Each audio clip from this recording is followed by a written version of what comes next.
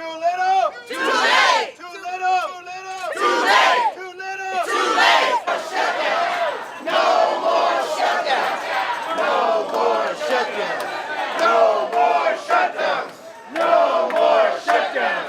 No more shutdown. No more shutdown. James Mudrock, President, American Federation of Government Employees, Local 1230, representing TSA officers. And you're out here today. How long have you been out without pay? We are now missing our second paycheck. The government's actually been shut down for over a month. And this idea of ordering people to work without pay, I mean, what do you think about that? I think it's absolutely wrong. I think it's slavery, to be honest. I thought we abolished slavery in this country a long time ago. I think it's morally wrong. I think it's reprehensible. And public workers have been scapegoated a lot. They've attacked them as lazy, and there's been an effort to privatize all public work. What do you think about the attack on public workers? I think it's terrible. Our people do what they do because they believe in it.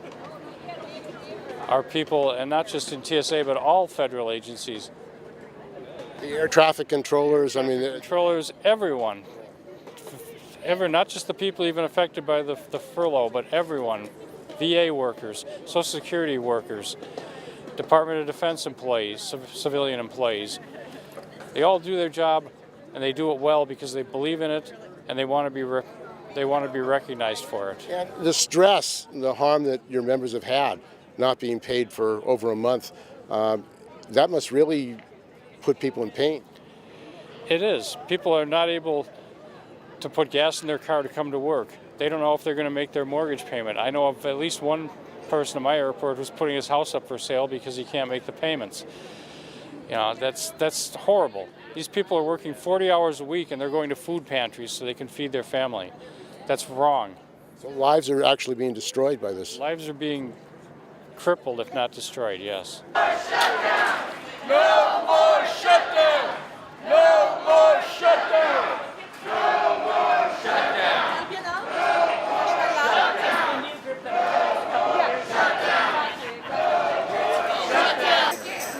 Are you worried about the safety without the traffic controllers? Yeah, I think so. I think when you bring in risk into our system, it could contribute to safety issues. Sure. Key component, stressed out. TSA workers are key components to keeping airlines safe. Air traffic controllers, are you concerned? Sure. Yeah. You know, when they have to work extra jobs or work extra hours at different, and then come to work and do 10 hours, it could be an issue. My name is Matt. And you're with? I'm with the Transport Workers Union, Local 556, the Union of Southwest Flight Attendants. My name is Susan Braverman. I'm one of the 800,000 people affected by the shutdown, and I am with TSA, AFGE, Local 1230. Even though we have a shutdown on pause for 3 weeks, I'm afraid that I'm going to be right back here in 3 weeks protesting another shutdown. That kind of uncertainty is unfair, it's immoral, and it needs to stop. My fellow officers and I cannot afford to do this every 3 weeks. We need a better fix. We need a bipartisan fix. I don't care who's got the good ideas, but I want good ideas coming. This is ridiculous. My officers are food insecure. We don't know how we're going to pay our car payments, our house payments, our rent, our child care. We can't keep doing this, and no one should be allowing us to keep doing this. Thank you. Hi, I'm Bethany Dreyfus, and I'm from AFGE Local 1236, and I work at the US EPA Region 9. We're one of the 3 unions representing US EPA Region 9, and although we're really glad that we're going to get to go back to work on Monday, 3 weeks is clearly not enough. We've had a month stopping doing the work for the American people, the work we care really passionately about, protecting the environment, and we're going to be struggling to get back on track, even within those 3 weeks, to start doing what it is that everyone's expecting us to do, to keep our water clean, to keep our air clean, to clean up our Superfund sites. We haven't been able to do that for over a month now. It's time to get back to work. We as federal employees are not allowed to strike. Someone needs to amend that and say you're also not allowed to shut us down and stop our work and stop our pay. So let's get back to work permanently, please. My name is Phil Miedema, and I'm a U.S. Coast Guard employee. Worked there for 17 years. And I'm very proud of the top leadership of the Coast Guard at least having the guts to speak out against this shutdown, where the other agencies aren't doing anything from their top leadership. I represent 300 people on Coast Guard Island, right down here, where we tie up our cutters, those people that go out and save people. They are suffering. I got people that, husbands and wives, are working and not being paid. I have people that are the vehicle traffic people that monitor the ships coming into the bay. They're working without pay. I need this shutdown to stop now, but what I want to see is a bipartisan effort to make sure shutdowns never happen again. Thank you. Yes! Yes! All right, brother. Okay, get me up out the road. No, they ain't gonna pay us. Okay, let's go. So, look, I always say they can't kill us and we won't die. We're not here to lay down and take their crap. We will never lay down and take their crap. We're going to keep on fighting, keep on marching. We're going to get stronger and stronger. We're going to build an army of invincible workers that will shut this whole country down. They think they got a shutdown. We'll show them what a shutdown looks like. Just keep on messing with labor.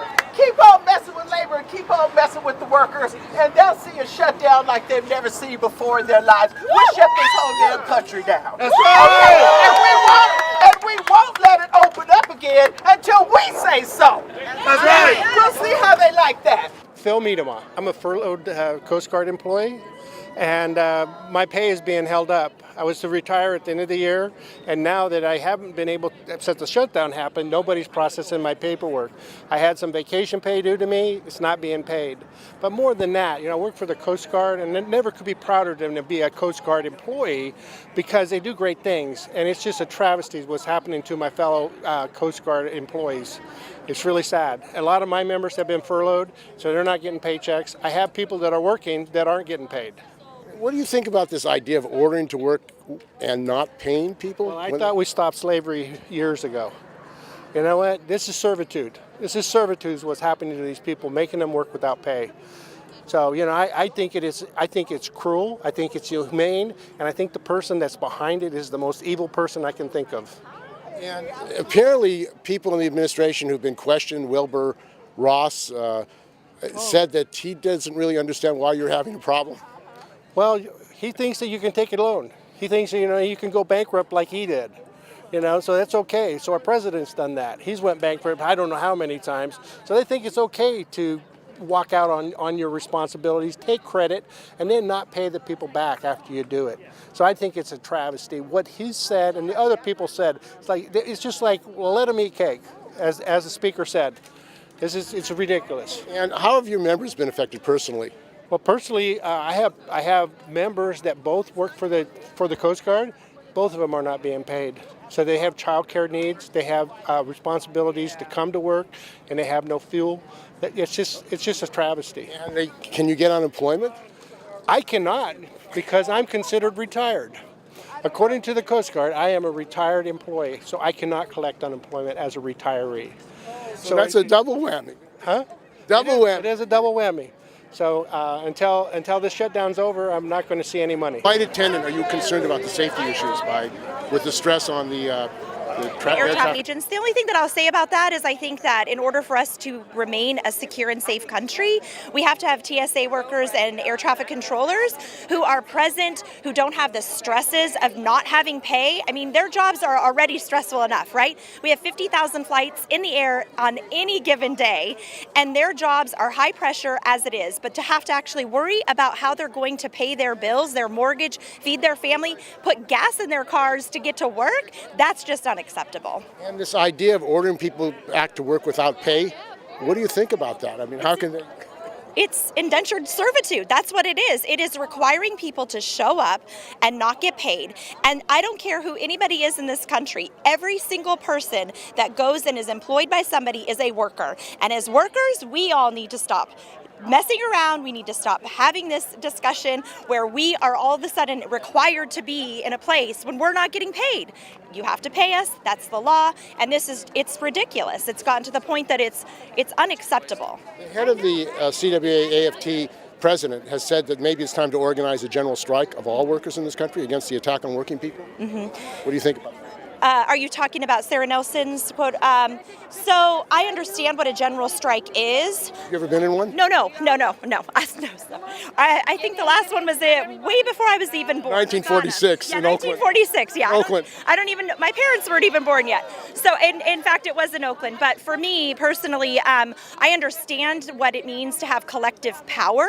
I understand the labor movement, and I understand that we need to stop being in a position of weakness, and coming together is the way to make change. And if that means that we have to take action and collective action, then everybody should do what they feel that is the best way to get out of this situation. Trump is kind of encouraging this kind of solidarity and united action of labor. Do you know What what he's I doing? want to believe, or what I believe as far as what Trump's agenda is in the final say of all things? I think his agenda is that he wants to break the unions. I think he's testing us, and AFGE is a strong union. It's 800,000 people, and in my opinion, as somebody who's been a part of a union for the better part of my life, I think that they know that if he's going to continue down this path, there's only one thing: it's union busting, and it's disgusting, and he needs to stop. I'm here representing federal employees. I'm an AFGE, Attorney National Rep. And public employees have been coming under a lot of attack. There's an effort to privatize public employees, the wage freeze. I mean, why is there this assault on public employees who do the work? I think it has to do with this idea that privatization is going to save money, which, you know, there's been study after study have shown that that's not the case. But the other idea is to basically strip government employees of their constitutional rights, which may make it easier to fire them, make it easier to politicize federal agencies, state agencies. And the 13th Amendment, what happened to that? What is it? You know, Well, you can't work without being paid. People are right. People are working without pay right now. It's a scary time. It looks like, at least I've seen in some offices, that they're trying to pay out food stamps ahead of time to sort of head off temporarily an economic disaster. But we're getting to the point where the federal courts are about to shut down next week. We're getting into some dangerous territory. I mean, you say there's an attack on labor and union busting. Why don't you talk about the struggle to organize airline workers? It's very difficult to organize airline workers. We fall under the Railway Labor Act. Getting access to flight attendants is very difficult because we're so transitory. We're spread out across the country. We've had some successes in the last few years. We've organized Virgin America, the flight attendants for them. We've organized JetBlue flight attendants, Allegiant flight attendants. There's still some majors that are unorganized, which is Delta flight attendants. But they fight that, don't they? These companies.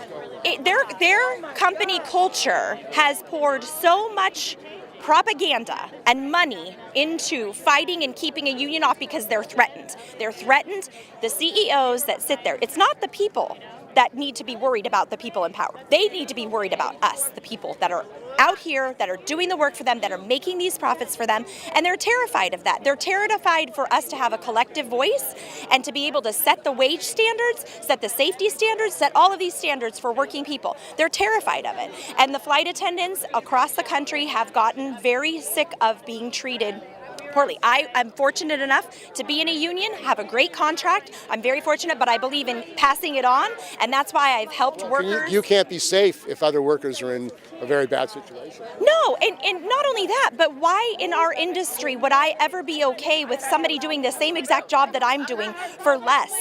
To have a less quality life and less standards of being able to just provide for their family. I believe our airlines are making millions upon billions of dollars. So why would that not go and trickle down to the worker? And again, I work for somebody that I'm fortunate enough that they pay us well. We have a great benefit package. We have a great union. We have a great contract. But it has always been that we have to collectively come together to be able to get those things. And so to empower other workforces, within our industry, whether that be the Virgin America flight attendants, they're now Alaska, unfortunately, they are covered by AFA, which is Sarah Nelson's union. But we also have the JetBlue flight attendants that just joined TWU. They're working on their first contract, but they now have a voice, a collective voice, and that's huge. It's huge across the spectrum. It's huge for safety, it's huge for wages, it's huge for disciplinary action, because they could just fire them just cause. I think Trump has done a lot of that, doesn't he? Firing people. Trump? 100%. Yeah, all the people that have worked for him, they need a union. Call me. They're the ones who need protection. But they have to understand too, like collective power. Like I guarantee you, every single one of those people that have worked with Trump had some kind of contract, right? And so why would collectively we be prevented ever from having a contract? Workers in this country banding together, making sure that we advance everyone's agenda, right? We should all be able to have a good quality of life. Do you think these kind of actions are unifying working people? I mean, you say a lot of people voted for Trump. Well, he's now showing that his cabinet is of billionaires, and now he's attacking people who don't have anything. He's filling the swamp he claimed he was going to drain. Right? But I'll tell you, I think that workers are coming together.